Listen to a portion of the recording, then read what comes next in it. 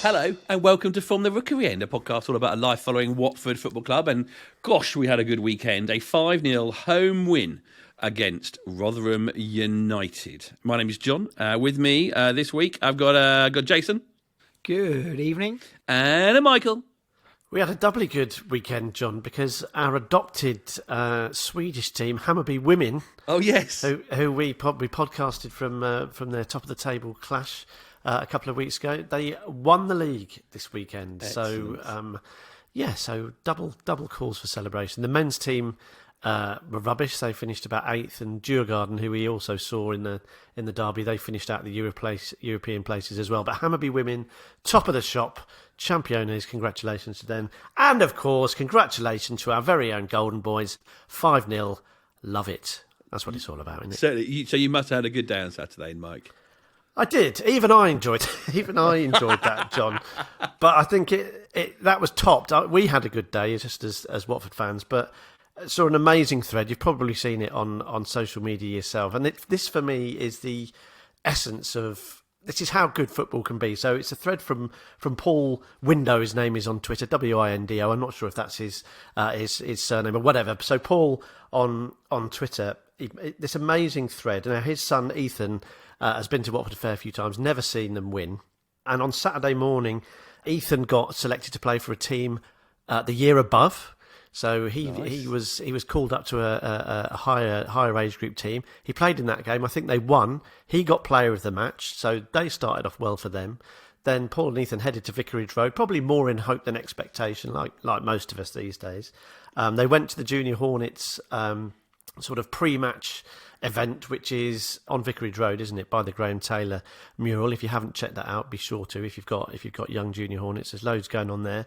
But part of the thing that you can take part in there is the opportunity to win, I guess, or be chosen as a young Junior Hornet to present the Hero of the Match award at the end of the game. And following on from his success in his football earlier that morning, Ethan was selected to present the Hero of the Match. Then, of course, the game, which we'll go on to talk about, was absolutely tremendous. Ethan got to see Watford finally win, walked round by Watford royalty from their seat. So Anne Swanson walked them round the ground. And I think just as the fourth goal went in, they were sort of walking in front of the Rookery. So got to see that, experience that amazing atmosphere of a goal being scored at that end and the cascade of noise coming down from the stands. And then got round to the tunnel just in time to see the fifth. Fist bumped all the players off as they came in, and then Ethan was able to award the Hero of the Match to Rajvic. And if that doesn't sum up what sticking with it means, what it can deliver, you know, they'd have been well within their rights to sack it off. Watford are terrible, never seen them win. We'll do something else after your match in the morning. They stuck with the team and got rewarded with a memory that will last a lifetime. Absolutely superb. So well done, Paul. Well done, Ethan. Well done, Watford, and just delighted that they had an even better day than the rest of us. But it was a great win. It was 5. It's 6 unbeaten now, and I think I totaled it out correctly. On aggregate, over the last 6 games since that Sunderland defeat, it's 10-3 to Watford, which is a great way of looking at it. Jason, before the game, as we're walking up, Dave and I and Ollie Wicken were walking up from the pub, and Dave said it'd be great if it was a routine 2-0. Can you could you even get anywhere near calling that a routine 5-0?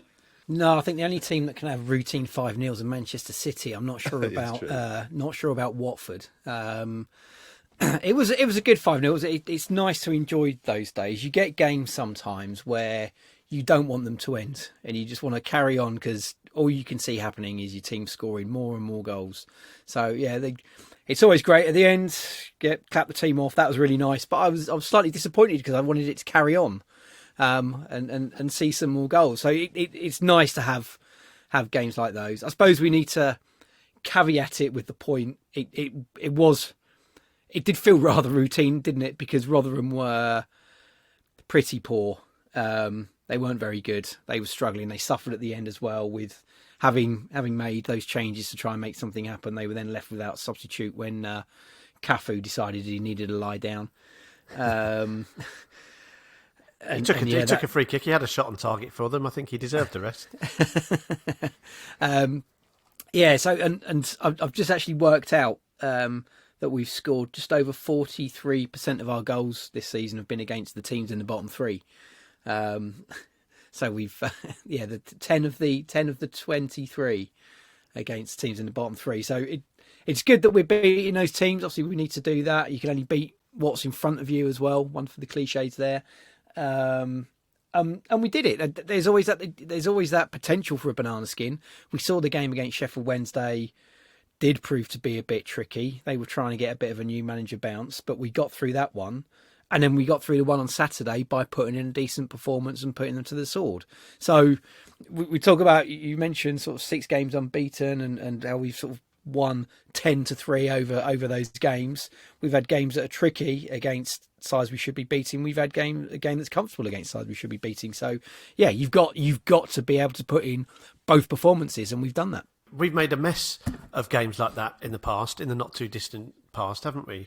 We've really, really struggled against teams we should put away. JC mentioned it there, Sheffield Wednesday. We nearly norsed that up, didn't it? And they got thumped at 4-0 at home by Millwall at the weekend. They looked like a lost cause as well. And John, you mentioned it there, and I think it is worth looking back at those at what happened before this little clutch of 6 games. That Sunderland away game was almost as concerning as the Leeds game, I thought. They looked haunted. They looked completely unable to sort of compete. And I think if we hadn't gone on to do what we've done in these last 6 games, its season could well have spiralled out of control. Leeds was an absolute car crash. Sunderland, they looked like they were waiting to be beaten. So Valérien Ismaël and his staff and this team had some real work to do to staunch the bleeding, just to stop the sort of spiralling out of control, which seemed to be happening before our eyes. And yes, we've been relatively lucky with the teams that we've played, but every time you play at this level, you've got another team, another manager who is drilled and trained to stop you doing what you want to do, and you've got to deal with it. And Watford, by and large, in these last 6 games, have found a way to do it. I think Huddersfield were part that one. That was disappointing. But again, in the context of that run of 6 games, it's a point away from home, which that helps build momentum. So I think credit where it's due, with the caveat of who we were playing, but to turn around the ship from that, we were adrift. We looked like we had that sort of 1,000-yard stare, and it could have easily gone really badly wrong. So to turn it round so well from that really, really forgettable, disappointing and worrying night at the Stadium of Light, I think is something that we can all get on board with. Because I always think those points where people sort of say, this 5-0, this will be a turning point. And I never think that. I always think, what was the bad defeat before it that gave you the turning point? And it was reminded of them, like the game that sort of lead to big results. Because when we came out of the ground, met up with Ollie, and he said, when was the last time we won 5-0? Not by 5 goals, literally 5-0. And the first game we could actually think of was that Bristol City at home in the promotion season, last promotion season, where we won 6-1, so by 5. And then Dave had to go on the internet for it. I don't think we've won 5-0. We did twice in the promotion season in 2015. What were those 5-0s? Oh, I think I know what they are. Go on, Jace. If anyone was, it was because I was because as you started talking about it, I was thinking about I've got one. Because there was the Fulham game, wasn't there? Because you started talking about a game like that being a turning point, and I instantly thought of that Fulham game because that did feel like a turning point. And then not long after, I think it was, I can't remember if it was either before or after the Blackpool 7-2. Didn't we smash Charlton 5-0? Correct. Yeah, they were the two that Dave looked up on the internet, the database thing that's available, and it was. And I always think, like, even that 6-1. John, you make it sound really exotic. Dave had to use the internet to find out. He used a phone, don't you know? Yes, he used an internet on his phone, so he had to use that. It wasn't memory. I think the point I wanted to make was Dave didn't remember it. He hasn't got that sort of detail like Jason has. There's no memory. Sorry, Dave, but it was the idea. He remembers useful information. Mine just useless information. But I always think back to the game that went before it, and like you say, that Fulham game, which we talk about being the turning point. We had been absolutely dire before it. I think we'd lost 5 in a row, or at least it felt that way. And then the Black Bristol City game, we'd had that terrible. It was a draw away at Coventry. Yeah. Or was it Birmingham at Coventry? I can't remember which one it was, but it was just the worst performance we had seen.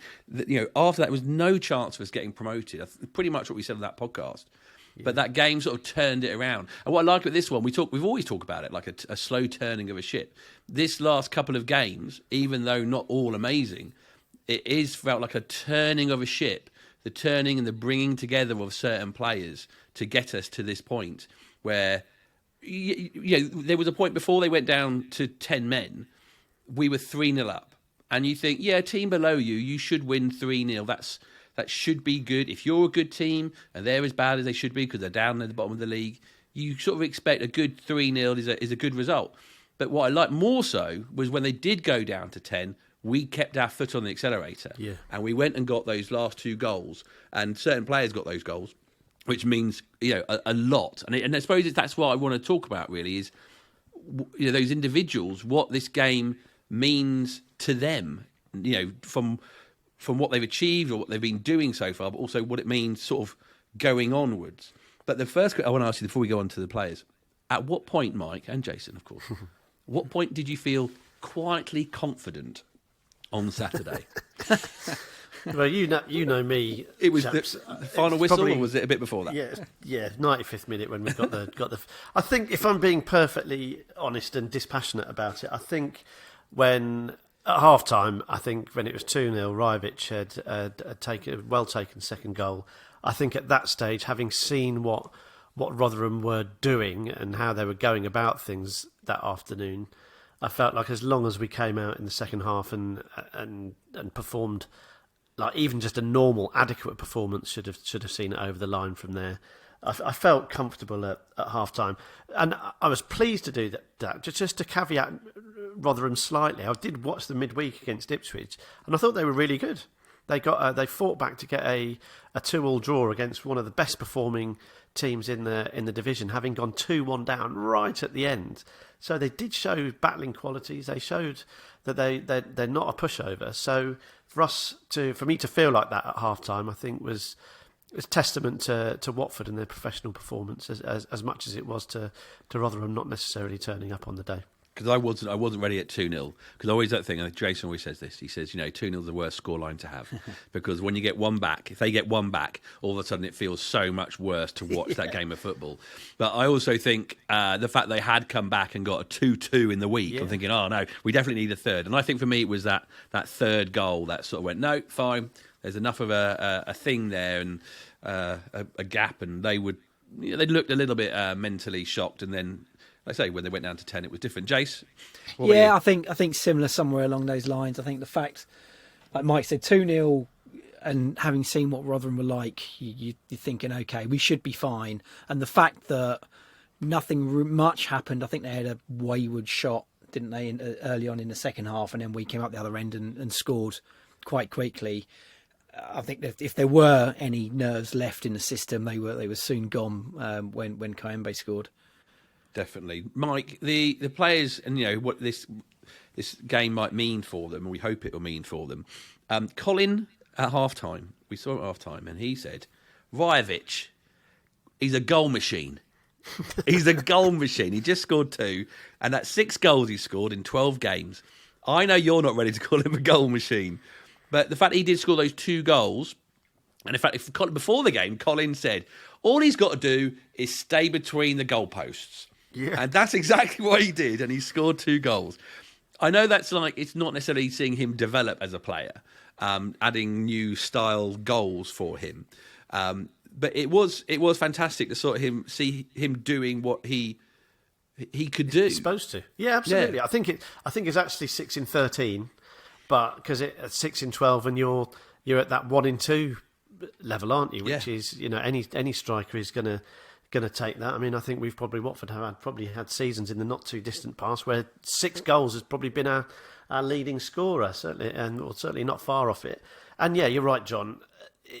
He's not changing really as a player. What I think he's looking relatively comfortable in his own skin. I don't think he is going missing or worried about things. He looks okay in the Watford shirt and in the Championship. And as Colin said, stay between the posts, do what you're good at, and you'll probably score goals. And now, of course, for him to do that, we've got to play to his strengths. And we've spoken already about how teams like Rotherham are a potential banana skin, and they're hard to beat. Well, we worked out pretty quickly that we could get some joy down the left-hand side with King Ken. If he can get balls into the box, then you're always in with a chance with Rajovic. Unlocked them pretty easily. Sorry, not easily, pretty quickly. It was 10th minute, I think, when he scored his first. And I actually tempted to say it's a bit of a carbon copy for the second, but I think he actually had a little bit of work to do. He had to reset his feet. He was in danger of getting there just a little bit too early, so he had to show a little bit of nimble, quick feet just to reset himself and to finish with the aplomb that he did. And he will have gone in at half time feeling $1 million, as will his teammates, because they'd unlocked Rotherham, and they would have expected Rotherham to be sort of doughty in their defending and tough to break down. And the beauty of it was the simplicity. Get it down the flank, beat your man, decent ball in, big striker sticks it in the back of the net. How did you see those goals, Jason?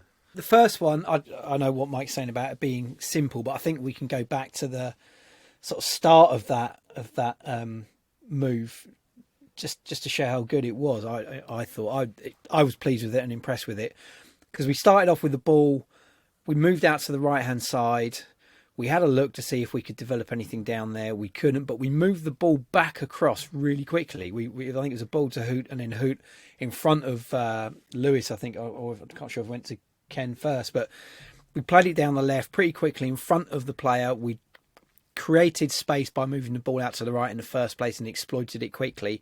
Kone joined in to create a triangle out there to move the ball around, and yeah, Ken got the ball in the box early as well, which is not something he always does. Sometimes he likes to get to the byline, roll around his defender, but actually spotting the run of Rajovic doing a great job, as we've seen him do, of getting in between the defenders, losing sort of both the markers. And when he's playing as a lone striker, you'd think it'd be quite easy to be occupied by either of the centre-backs, but he's managed to find space in between them. Ken's put the ball right on the money, and he's put it in the back of the net. So yeah, for me, that was really pleasing to see.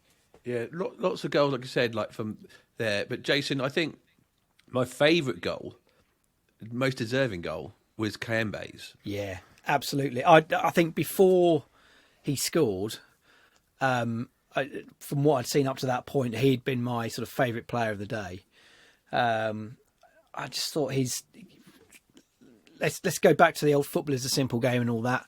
Midfielders, what do you need them to do? You need them to do a bit of everything, don't you? You need them to be good markers, good tacklers, good in the air, good on the ground, good with the ball, good without the ball. And he seemed to do that without too much fuss. But then there are also moments of I don't know if I want to say magic, or little moments of brilliance, or little moments of skill being done in the right places. I think there was a point later on in the game where he did a little I think he let the ball go through his legs and a little flick, first time flick out to to the right hand side. But again, that was done in the attacking third. And okay, yeah, great, do that. That's the place to do it, and it came off. And I just thought, yeah, the passing seemed to be on the money. Positioning was good, getting back when we needed to, getting the challenges in. I just thought his all-round performance was good. So to then see him score his first goal for Watford, that was pleasing. And it was good movement in the box that a striker would be pleased with. Sort of, yeah, getting the ball in, obviously back to goal, ball coming in on his left, I think took it with his right to sell the defender, and then just a swivel and put it in the bottom corner with his left. Just, yeah, great striker play from our central midfielder. He seemed to have grown in stature, I think, and obviously we brought him in when we were in the Premier League, so there was hope at some stage, no matter how forlorn, that he could perform at the top level. And I think he's grown in it, much like Rajovic. Just looks like he's comfortable. I think initially Rajovic potentially looked like he knew he had something to prove. It looked like he knew he felt it was a big step up. And Kayembe, I think, has just sort of seemed to grow into that role in midfield, because I think it's where I was going to say it's where we've had problems. We've had problems with defence, we've had problems with midfield, and we've had problems with attack. But we have looked a little bit lightweight in midfield, haven't we? You can't really say that we've bossed the midfield up until a certain point this season, which I think we're starting to do now. And I think Kayembe is feeding off Livermore, and I think absolutely, yeah. And Kone is feeding off them as well. He looks aggressive and focused and full of intent again. So I think those three are sort of, I wouldn't go so far as to say they look formidable, but they look like they know how to take charge of it and to do what a functioning midfield needs to do at this level. And I think, yeah, him and Livermore feeding off each other has been good. We've sort of bemoaned the lack of senior players, if you like, not in terms of age, just in terms of who's going to take hold of the team and the squad and sort of shape them and guide them. And those two seem to be the ones that are leading the way. I mean, moving away from Kayembe, but I mentioned him now, but Livermore in particular, the way he cajoles and he's always talking to players whenever there's a break. You know, previously we've been caught short, haven't we, when there's been injuries and we've taken a while to start again and have conceded. Livermore's around, patting people on the back, talking to people, pointing and gesturing, congratulating people for a bit of play from earlier. He's playing that captain's role demonstrably, and I think him and Kayembe are building a really, really strong, impressive and important partnership. But as you say, John, really delighted for him to score. It feels like it's been coming, doesn't it? He's obviously got a decent ping on him, and he took it really, really well, as everyone did. All 5 goals were well taken, but that one felt really nice, didn't it, for him to get the sort of monkey off his back. He's been getting closer and closer and closer, and eventually he did it. And I said I was comfortable at 2, but for him to score, what was it, 55 minutes, to score then and to really, really put it to bed, that's an important goal at an important time in an important game, and it would have felt good for him. And if we can see that he's growing as a player and his performances are becoming more and more impactful, he certainly will. His teammates will, and Valerian Ismail will. So, yeah, just to get a goal, it just you walk that little inch taller, don't you? So yeah, delighted for him, and as Jace has articulated, really, really good goal. There's several players in that starting 11 who it was almost like another opportunity for you. This is your, we're giving you another chance now, boys. Come on, let's see what you can do. Partly Asprilla, but mainly it comes down to Porteous, but also Ben Hamer. Now Porteous had, he has his, I don't want to say temper, his energy that he has at certain moments, and you don't want him to lose his, and it's not even losing his head. That seems over the top. But that sort of side that we're all aware of him, he did it. My favourite bit. I know the Kayembe through his legs, little sort of to re-guide the kick through his legs into the didn't come off. There's one bit where the ball was being played through, and Porter just stuck his leg back and it hit his heel, and he sort of, I'm defending here. Anything come away, I'm going to knock it out of the way. And he seemed a little bit more confident from playing a little bit more football. And of course he did. It led to a little run forward. And it did lead to assisting Kayembe's goal, and they were both celebrating quite furiously, I suppose. But good to sort of see him, and Hamer might, that defensive, changing to those pawns at the back there. It could be quite an impact. I know they weren't massively tested, but it worked. I was actually thinking about Ben Hamer sort of after the game, and we didn't notice that the number one goalkeeper wasn't playing at all. And yes, that comes down to did Rotherham have one shot on target? That Cafu free kick. There wasn't really a great deal that Ben Hamer had to do, but he did it all fairly comfortably. He sort of seemed to be in command. He knew where his goal was, which makes a change from one of the last times we saw him, which was away at Coventry last season, where he seemed to think that one ball was going wide and he just ushered it into the bottom corner. Yes, yeah. But he felt competent and confident and in charge. I think he was fine. He was absolutely fine, and it was a decent free kick from Cafu. He had to get everything behind it and make sure he don't spill it or it ricochets out. He did what he had to do. He was competent, and I think the fact that probably no one will remember that Ben Hamer was in goal. That's in terms of the agenda and talking about the game. His appearance will be fairly low down the sort of list of conversational topics, and I think that says it all. And that's, for a goalkeeper, that's a good thing. He can pocket his clean sheet bonus and probably put his feet up for a couple of weeks.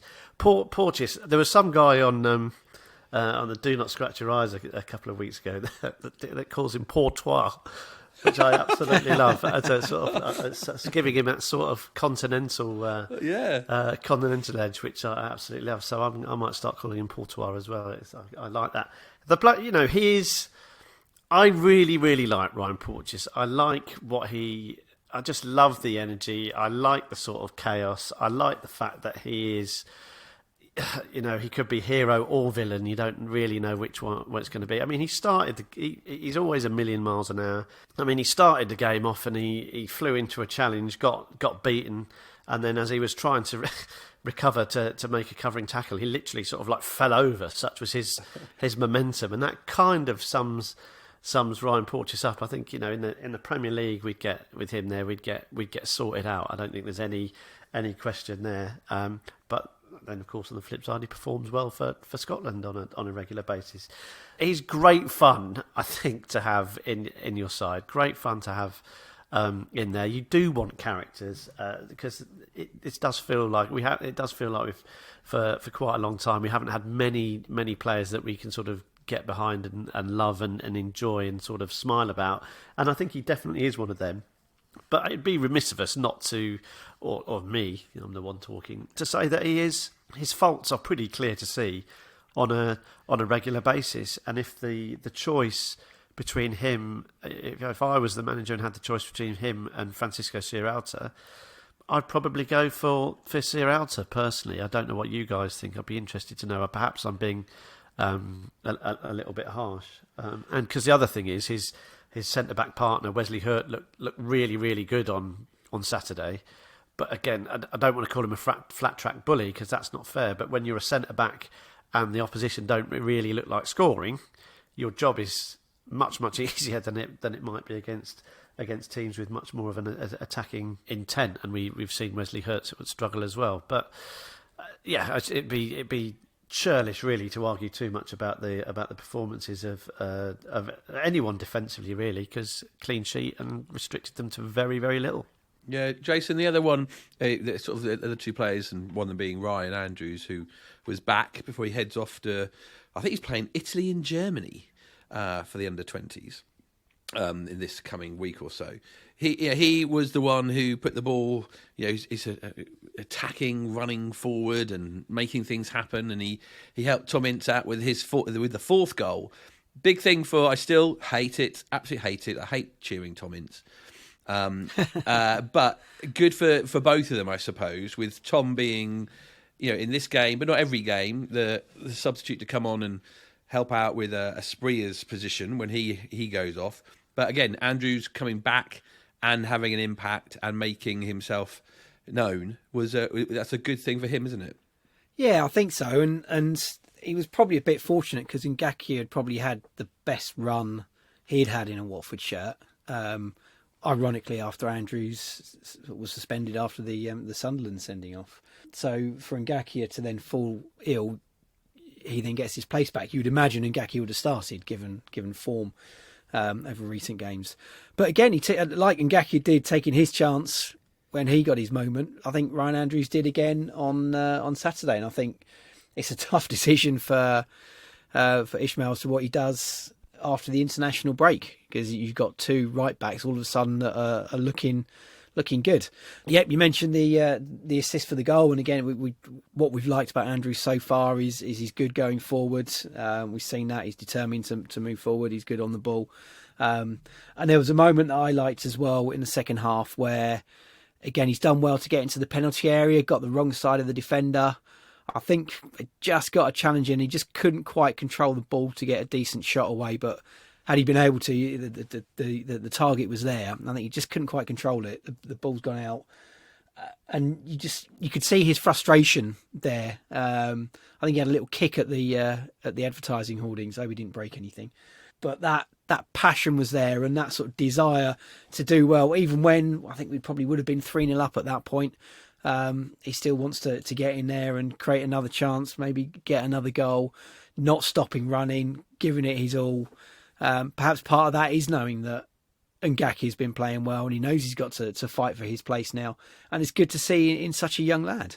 Can I ask you both a question? Well, before we move on from the defence, I think the brilliant thing about Ryan Andrews is he looks every inch the footballer, doesn't he? He looks like a footballer that's going to do his defensive duties and is also going to ask questions of the opposition. He will be someone that when you watch tape, they will recognise him as being someone they're going to have to keep an eye on. I think he looks confident. His intent is good. He's obviously quick.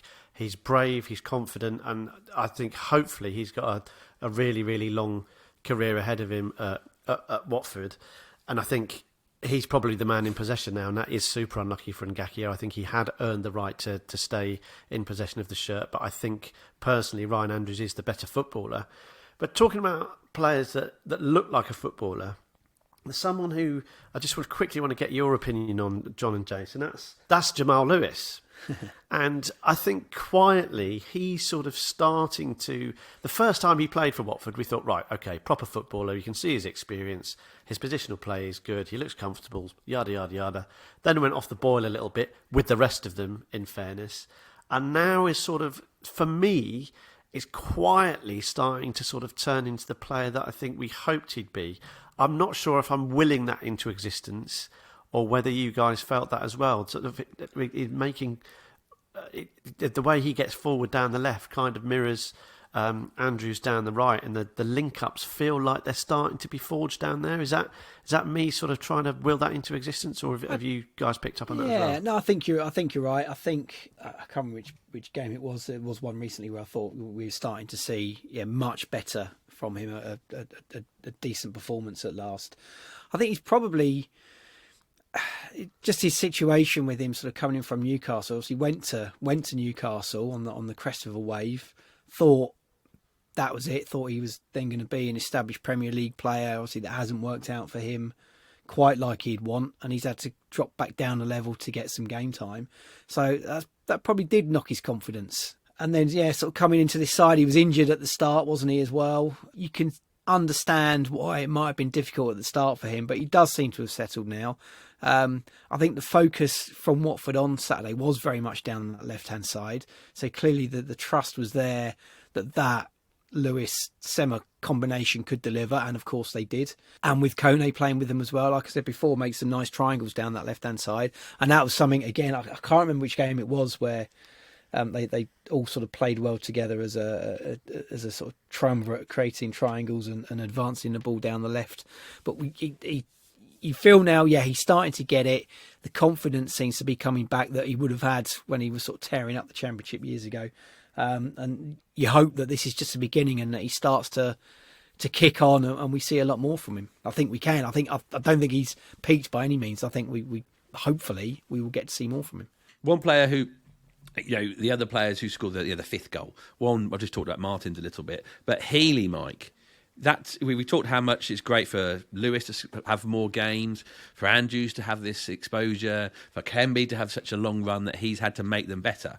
But there was a moment just before the goal where it really looked like Reece Healy hasn't played a game of football for a very long time. But he did it. He did make a slight mistouch, but he got it, he moved it, and he set up Martins. Yeah, and I think he will be kicking himself that he didn't take that on and score it himself. It got caught under his feet, and ultimately he rescued and salvaged the situation and set up Martins for another good finish, the fifth of five really, really good clinical finishes. I think what's really noticeable with Reece Healy, and I think it's changed in terms of the slight change of attitude amongst us as supporters, because things are looking up a little bit more. Yeah. 6, 7, 8, 9 games ago, Reece Healy was sort of almost a bit of a figure of fun and almost a bit of a poster boy for the limited transfer business that we've done this season. And it was sort of people laughing about how he left Toulouse to sign for Watford, and Toulouse beat Liverpool and all this sort of stuff. And it just felt like he was being written off to a degree because he wasn't getting into a side where our striking options are incredibly limited. And I sense now that there's a real desire for him to succeed. which there should be really for every Watford player. But I don't mind admitting that probably in my head I'd probably written him off and thought he's not going to do well for us. And you could just sense the crowd, the supporters really, really wanting him to do well. And of course he made that really, really crucial and massively unexpected. If there's an award for the most unexpected moment of the season, it should be Reece Healey getting that ball onto the bar against Millwall and saving our skin. That shouldn't be forgotten when we do the alternative end of season awards. So he sort of did announce himself in an unexpected way, and it's just shame he couldn't cap it off on Saturday with that goal, because he obviously as a goal scorer will be absolutely desperate to show that he is worth a roll of the dice and potentially worth looking at as maybe in part of a two at some time in the future when Valérien Ismaël is undoubtedly going to have to mix things up, whether it's through injury, whether it's through suspensions, or just because of the nature of the teams we're playing. So what I liked, I guess, was the sort of I felt there was a tangible shift in desire to see him do well. Shame he didn't score, but what I loved was the tenacity to make sure that could have been a wasted opportunity. He made sure it got to Matthias Martins, who swept it in for the fifth. So if we can get him a goal sooner rather than later, then that would be that would be good. But what a goal it meant! For Martins, the return of the blonde hair is back, of course. But it was a good celebration from him, wasn't it, Jace? Yes, it was. I feel like I owe him an apology now, actually, because I was laughing. That he's put it in. It's the fifth goal in a 5-0 win against relegation fodder in injury time, and he's gone steaming over to the Rookery end like he's just scored a 91st minute in the winner in the cup final against Manchester City. And I was laughing at it, and I was taking the mickey a bit, and then I thought about it afterwards. I thought, actually, isn't it great that someone can still be so excited and so passionate about sticking the ball in the back of the net for our club at that point in that game. So I'm sorry, Monsieur Martin, if we're going to start calling our players in their French accent. I shouldn't have taken the mickey. Great to see. It was a great finish and a great celebration. And just on that, there was a moment where Kone was surging forward. The game was well and truly won. He came off quite late in the end, didn't he? But I can't remember. This will have been late in the game. He had the ball, was driving on, looking to set up another threat, and he got tapped from behind. He got fouled, and he was really cross. You could see that sort of sense of frustration because he wanted. You could tell them to make the most of this positive momentum. And I think you said it right at the start, Jace. We didn't take, and we've wanted this for so long. When we've got the opportunity to put our foot on someone's necks, keep it there. And let's put them to the sword and make the other team suffer and build our confidence in the meantime while we do it. And I think the fact that Matthias Martins was celebrating in, what was it, the 95th minute when he scored, I think is great. It's another goal for him. It's another goal for the club. He knows what it means for the supporters. Talking about a 5-0 sounds different to a 4-0, sounds different to a 3-0. You walk away and you're buzzing. Everyone talks about it on Monday morning. Oh, Watford did all right on Saturday, Mike. I saw they scored 5, and it gives everyone a lift. You can tell by the way we're talking today, we've put the appropriate caveats in. But it's not easy to win a football match 5-0 in the Championship. It really isn't. And I think he's. You're right. I think your adjusted opinion on the celebration, Jace, is absolutely right. I want to see our players celebrating. It's slightly different if he'd scored and it was 5-0 to the opposition, then that was a consolation. But yeah, if we're sort of continuing to ride that crest of a wave against the opposition, I am all for it. And like you said, Jace, we didn't want it to end. I'm sure the players didn't want it to end either. And I think they probably got what they deserved in that respect to get it up to that sort of 5-0 is a notable scoreline, isn't it? 4-0's there's probably always a fair few of them knocking around in the league at any given Saturday or Tuesday. 5-0's one that really stands out, and I think they deserved it. And I'm glad I'm glad we were able to put that cherry on the already very tasty cake. I'm not sure how many people are listening to this podcast thinking, I bet you Mike's going to be really moany about a 5-0. He's not, everybody. He is not. From the Rookery End, a podcast about life following Watford FC.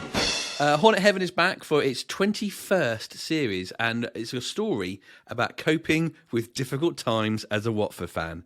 Oh, we remember it. But this one is not from a recent one. The main character, George Catlew, who played with Cliff Hulton in the famous 1959-1960 promotion winning side. It's all based around him, and the action takes place shortly after George arrives in Hornet Heaven in May 1996, during the Jack Petchey era, when Watford have just been relegated, and when no one knows, of course, that Graham Taylor and Elton John will soon be reunited and get the club flying up the divisions once again. The story is divided into episodes in the style of a soap opera. You will enjoy that. And it is called Soap. This clip reveals exactly why. George Catlew recognises the guy as soon as he sees him, but he just can't place the face. "Excuse me, fella. I know you, don't I?" "Maybe, mate. It's definitely possible." "Were you a player at Watford?" "A footballer?" "Love to have been. But nah, mate. Not me." "Are you a fan?" "Yeah. Not Watford, though. Just my luck to find myself here. Watford ain't my team at all." "Eh?" "Yeah. It's an odd one." "Then what are you doing in Hornet Heaven?" "I don't know. To be honest, I think there's been a mistake. A clerical error." George frowns. He doesn't understand the precise mechanism by which people move from the land of the living into Hornet Heaven, but he'd be surprised if it involved paperwork. "So, who's your team then?" "Walford." "Walford?" "Yeah. Walford with an L, not Watford with a T. Someone must have slipped up." Typical. Now George knows exactly where he's seen the new arrival before, and this is what's so strange. "Bloody hell, you're off EastEnders." "Oh, right, you've seen it." "Yeah, you're Arthur Fowler." "Yep, that's me." George Catlew stares in amazement. Arthur Fowler from EastEnders is standing on Occupation Road in Hornet Heaven. This is unbelievable.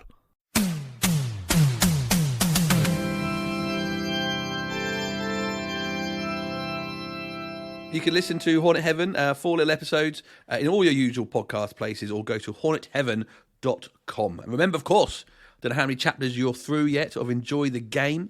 Hopefully you're sort of maybe halfway through by now. I know some people have listened to the whole thing, but it's that's another Watfordy podcast to delve into again in this international break. But we come back after the international break, Michael, with plenty to look up about. It is Leicester City and what have you, but we're now a third of the way through the season, and it was at this point, at least this point in terms of the calendar, where we went away, me and our 2 lads, we went away to Bristol City just before the World Cup break. We're sort of that point again. It's only an international break. It's only a week off. We're 5 points and 7 places off the playoffs. We're 10 off the drop zone. The relegation chat is on pause. I'm not saying over. I'm saying on pause. But having accumulated all these points that we have, they're not many, over the last six games. Knowing we're playing Leicester next, who are doing all right, we aren't as desperate, are we, as we might have thought, or at least you wondered and pondered a few weeks ago. Yeah, I agree. I think what delighted me the most walking away on Saturday was the fact that it is an international break, and Valérien Ismaël and his team have earned the right to sort of pause for breath and not relax. That's the wrong word. You can never relax midway through a season, obviously.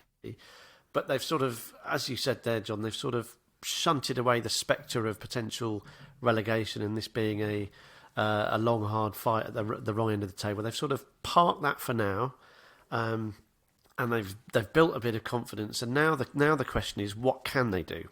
and they've given themselves that springboard, that platform that we weren't sure where it was going to come from. We looked shell shocked against Leeds, we looked shell shocked against Sunderland, and we thought, well, how are we going to build from this? It's a thin squad.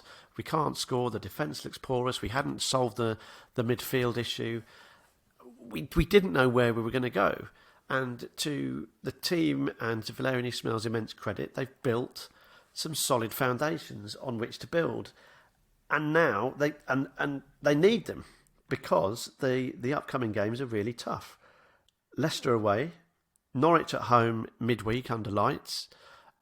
We've got a reasonable record against Norwich, but I think the last time, certainly we had a big game under lights against Norwich in the Premier League and well and truly fluffed their line. So Norwich, absolutely no mugs. I think they had a decent result at the weekend. Hull away, who again are sort of a team that are building and are pretty impressed with Liam Rosenior and what he's doing there. So long, difficult away trip there. Home to Ipswich. Ipswich, the story of the season for me so far in the Championship. Then away at Preston. Then away at Blackburn. It's difficult. This is a real difficult run of games. But the great thing about what we've managed to do in the last 6 games is that we can go into that run of games, yes, knowing it's going to be difficult, but at least hopeful that we can be competitive, organised, and not see that as a string of potentially disastrous results. It still may end up that way. We're yet really to turn in an impressive performance against one of the you call bigger and better clubs, I'd say. But it's what we've done is we've sort of dusted ourselves down and we're ready for our audition again, if you like, because I think this team they've got through their sort of first stage of auditions and now we're at judges' houses in the X Factor parlance, if that's even a thing. Now they're going to see what it's really like when the spotlight is properly on them, because this is going to be a tough run of games, demanding mentally and physically. They're going to be asked questions that they haven't been by many teams so far this season. You know, you do watch, sometimes you watch Watford's games and then you watch some of the more able sides at the top of the table playing, whether it's on the highlight show or on live games, and you do think, well, they're playing different matches to certainly to the game that we played on Saturday. And there's no escaping the fact that it is going to be really, really tough. But what I'm enthused about is that they've shown they can turn things round. They've shown they've got a bit of mettle. They've obviously looked at themselves and tried to work out how's the best way to approach things. We've got Livermore in the side who seems to have made a big difference. Valérien Ismaël has changed things and is, you know, we've talked about not scoring many goals, but overall the scoring record is okay. It helped that the 5 goals helped on Saturday, of course. So we've given ourselves that platform. We don't need to go in petrified, which after the Sunderland game, if we'd have looked at that run of games, we'd be like, oh, God. Now I'm excited to see how they perform. I don't know how many points is realistic. I still wouldn't expect us to go to Leicester and win. I think going away to Hull is going to be difficult.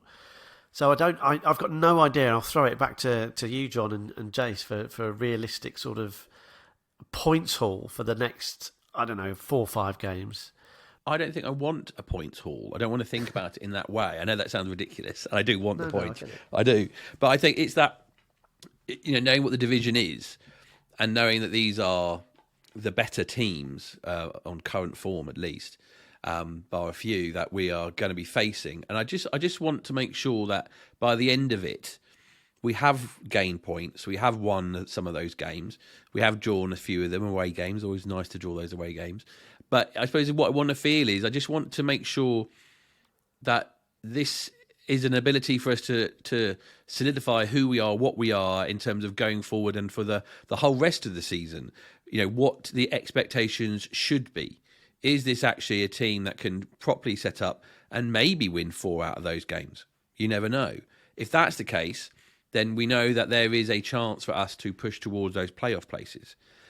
It's not necessarily going to make me believe that at that point, but we know we're looking at that end of the table, not as we might have been a few weeks ago, thinking we're a bit too south of mid-table. So I really hope that the performances, if not the results, but the performances allow me to see a season ahead that I can relax about, that I can know I'm sort of going to have a fair high level of enjoyment, because I know that the Watford team is a team. It's a functioning team. It does have its limits, but it is going to be a season to enjoy, which we haven't had for a very long time. Jace?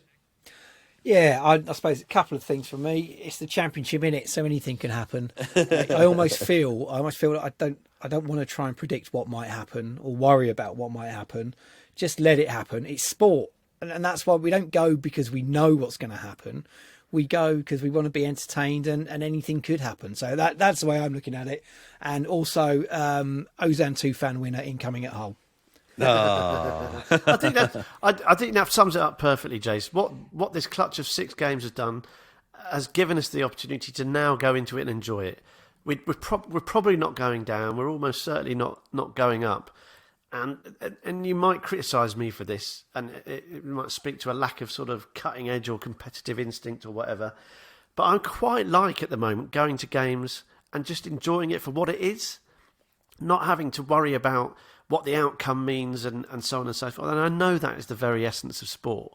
But I think we've had such a tumultuous time of it as Watford supporters for so long now. It's been uncertain and disappointing and upsetting and worrying, that just to turn up and watch the football for what it is, 90 minutes of 11v11 of sort of, in the main, honest endeavour, and quality is obviously nowhere near what it was in the Premier League, but the games have been absorbing. And when we were slipping down the table, I can't be, this is going to be awful. We cannot, as supporters, take this hit again of seeing us languishing at the bottom. And I think what's great about this little clutch of games, it gives us the opportunity to do what both of you have just talked about, which is go to the football, enjoy it. You're right, John. Let's not worry about the points. Let's hope that Watford turn up on the pitch and they give us something to talk about, something to smile about, something to cheer about if we're in the stands. Because ultimately, that's what it's all about. We spoke at the top of the podcast about Paul and his son Ethan. That is what it's all about. Enjoying a game like that, and kill me for not having that competitive spirit and wanting Watford to be the best they can possibly be. Of course I do, but at the moment I'm just loving just being able to turn up and watch it for what it is. And I think that's just me, and I think you're right. For the next clutch of games, we're going to be testing ourselves against better opposition, which is good fun. Ask me after we've lost at Leicester. Ask me when we've lost at home to Norwich if I still feel like it's good fun. We'll be having a different conversation. But we're looking ahead to it. We've got a spring in our step, and we've earned the right just to chill and enjoy it a little bit, thanks to Valérien Ismaël and the team's performances. I think the other thing to remember, I think the fact that, the reason that John and I are so relaxed about it is because we're both New York Giants fans, and Watford are looking like well beaters at the moment in comparison to to them. Definitely not the greatest thing. But thank you very much for your time, Jason. Thank you. And thank you, Michael. Cheers, lads. Enjoy the time off and preparation for what is going to be a good run of games. I've got the vibes. I've got the feelings. Of course, we'll be here every step of the way, talking about it, breaking it up. But of course, we aren't doing it every single week, picking apart every single game. So you might have heard last week with our quiz, but we've got a podcast on the way for the Leicester away game, where we're going to, at least part of it, we will talk about the game, but we are going to talk about one Mr. Heide Helgeson. So any memories, anything specifically you remember about him and loved about him, send us an email, podcast@fromtherookeryend.com. And that'll be an upcoming extra bit, let's say, to one of our weekly podcasts. And if there's any sort of areas and stuff you think we should be talking about and looking into, then do send us an email with any ideas that you have. So we're back very, very soon with another From the Rookery End. Come on, you Orns!